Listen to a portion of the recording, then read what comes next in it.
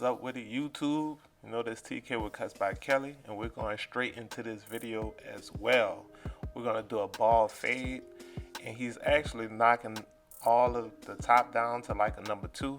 But I'm showing this part because I wanted to show y'all this technique that I use a lot, even when they have a lot of hair on the side of their head. On top of their head. If I'm doing a fade, I pretty much use my detachable clipper and bring it all the way up. And you can see as I bring it straight up, it fades it out a little for him already. So it makes it easier to fade in two. And then the next step I would do, if I was to leave the top of his hair on, I would just blend the sides to the top. So right now I'm fading it up right now, just using the clipper. But to make the top connect to the sides, I would use my shears and blend those together, if that makes any sense to you. And I do this for my ball fades, whatever fade it is. Because right now, if I was to bald it out, all I would have to do is bald it out and then fade into what I just established right there at the top. So I wanted to put this in there just so you can see that as a pointer.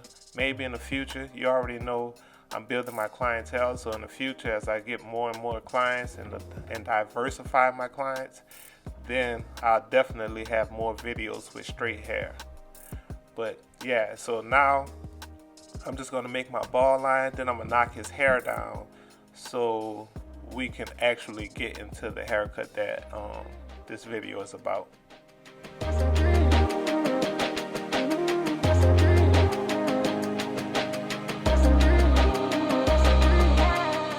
So like aforementioned, we are cutting it down to a number 2 on top, so I'm knocking it all down.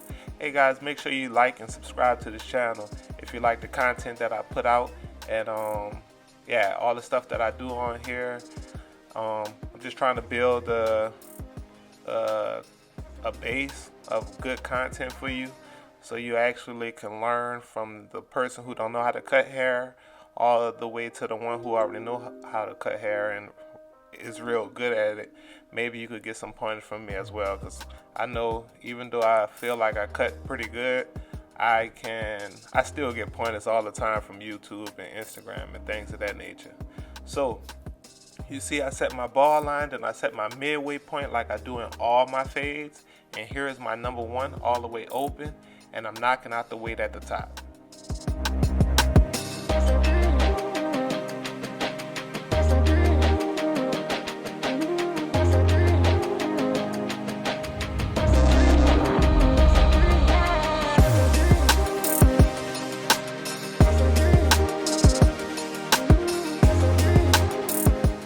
Now that we got that covered, put on my 1/16 guard, and now I'm starting my blend. Starting from that middle line, then I'm gonna work my way up.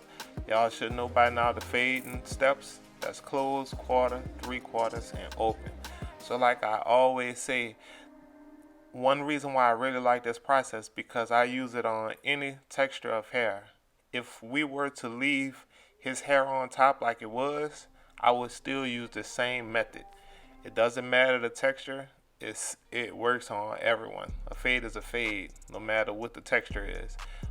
So the main difference is when you have more hair on top, you just have to do a little more detailed work, a little more spot checks to make sure you get all the spots out, and you have to pay attention to your debulking even more, because if you don't get the weight out like you need to, you're gonna have a hard line at the top of your blend.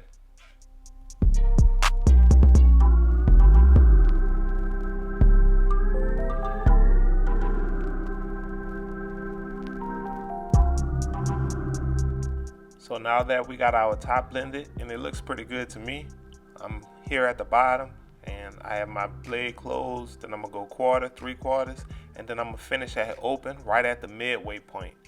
And that will complete our fading steps. Once we do this process right here, our fade is complete. Then after that, I like to call it the spot check, or when you go in and do all the fine tuning work or whatever, the detail work. But I like to call it a spot check because that's when I go around and look around for any spots that I see and try to get those out.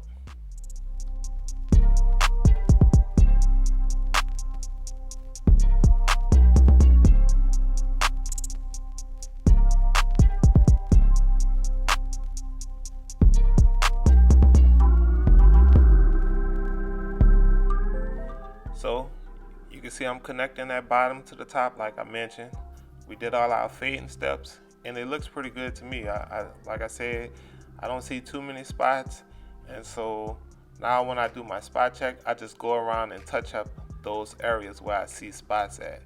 But like I said, I feel like it looks pretty good to me, so for the time being we're going to go to the other side and start blending on that side.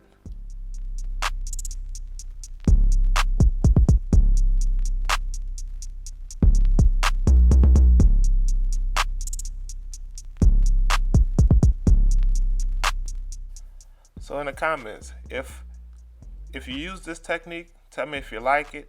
If you tried it and you didn't like it, leave that in the comments as well. I like to hear the feedback on this, to see if you really like it or even if you tried it. I mean, there's so many ways to fade, and I met a guy who don't even have a process really. He just like kind of skim the hair and blend it. That's the way he do it. He pretty much skims and just go from different levels and get what he wants out of it. I mean, his fades are pretty good too. So he was self-taught. So like I said, there's many ways to fade, but I like this because it's a good foundation for somebody who don't understand where to start from. At least it gives them a process so they can actually know what to do and actually have some fundamentals. So if you like this process, put that in the comments. If you don't, put that in the comments. I'd like to know why.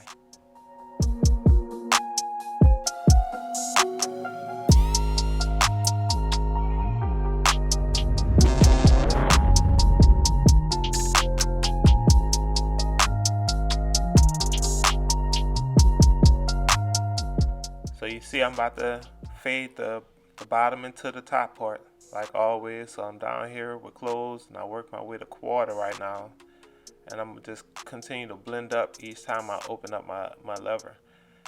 Then we'll go to 3/4 after I do this notch, then all the way open will get us back to the middle. I like to repeat it over and over because, you know, the more you hear it, it's repetition. I feel it's like your ABCs, you hear it over and over and you just got it down packed. So I feel like it's the same thing with this. The more you hear the same thing over and over, when you're off cutting hair at the shop or at your house and you don't even have these videos, you should hear me over and over saying close, quarter, 3/4, open. And hopefully that's a good guide for you. Because another thing I like to talk about is when you have new clients, sometimes you don't know what to do. You freeze. It's like your mind go blank and you're like, how I'm gonna get this right, how I'm gonna get this faded. But if you just stick to the steps, the process, it's gonna work out.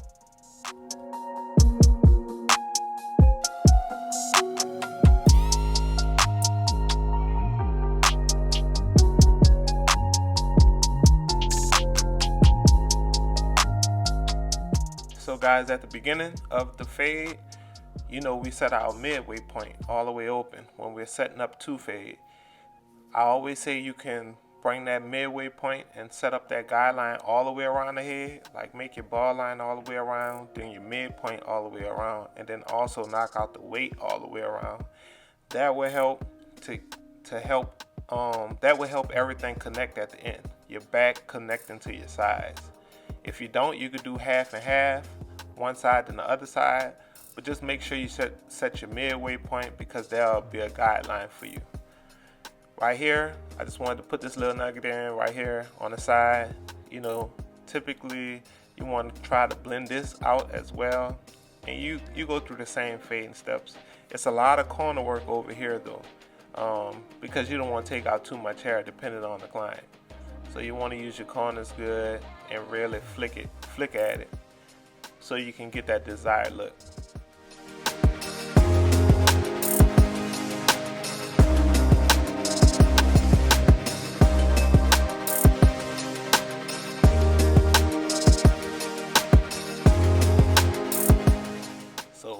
we are. We're about to set the stage, and this one is pretty good. You can see I set my midway point, my middle of that lining, and now I just went straight across. And one reason why I wanted to point this out, sometimes people see you can see the gap in this lining, and you probably just want to go up and up and up to try to get it as crisp as possible. But you don't have to do that. Just start from the lowest point in the middle and then go straight across. And you can see there's a faint line there. Now if we use the enhancements on this, then we could bring it out even more, but we're keeping it natural, so you still can see that line going across, but there's nothing you really can do besides this. So for all the people who trying to make it as fresh as possible, I feel like this is still fresh. You don't want to go too hard or too deep into that line and make it worse.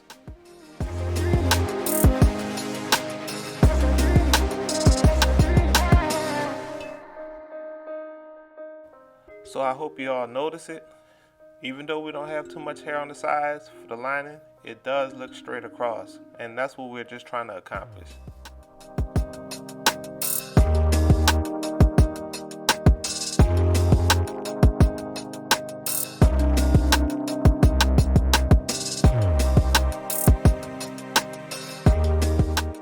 So right here, I'm just trying to get all the wild hairs out the beard.